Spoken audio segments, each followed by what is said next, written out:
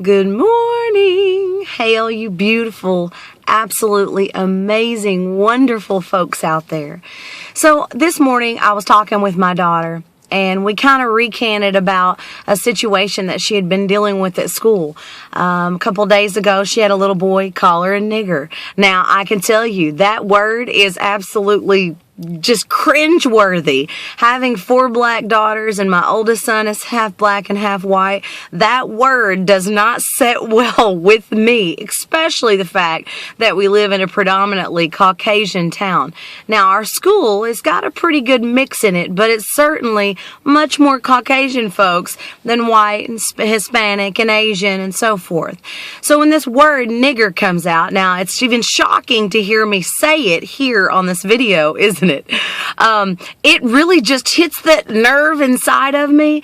I've never really had an issue with race since as early as I can remember. Well, number one, I was raised in an all Indian family. And so race to me has always been something that was fluid. It wasn't something that was set. It was something that is really just okay for you to walk out the skin that you were born in.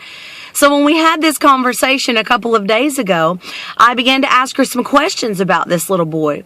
And she went on to tell me that he was in foster care and a couple of other details about his life. And I just simply said, you know, honey, he could just be really struggling with the fact that he's in foster care. He's away from his family. He's away from everything that he's ever known. And when hurting people hurt, they hurt other people. It's how they cope. It's kind of like a caged animal. The very first thing that they do is attempt to attack everything in their path because they feel threatened. They're defensive. And so that's all I said to her, just to keep in mind that she was once in foster care so she can kind of know what that feels like and how scary that must be.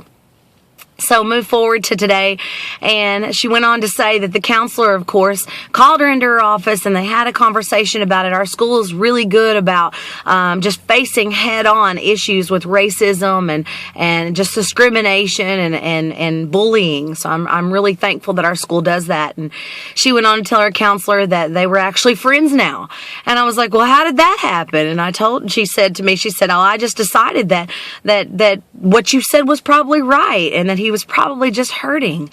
And it's just so beautiful to me that a 15-year-old child can figure something so simple out, that when someone attacks, there's a reason. It's not even necessarily about you. But we as adults struggle to understand this very concept. Listen, being a teenager is a million times worse than being an adult. Kids are ruthless, okay? But if these concepts can work in high school and junior high and elementary, they can certainly work in this adulting thing that we go through every single day. So today, when you're faced, because 9 times out of 10 you will be, it's a very good possibility, with something that just doesn't sit right inside of you, take the time to think about the fact that hurting people hurt people and healed people heal people.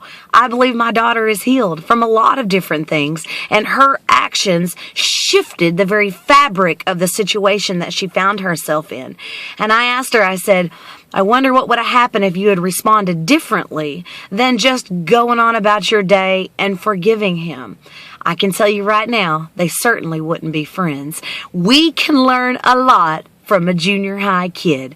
Today, think on it and rock out your day, buttercup. Word.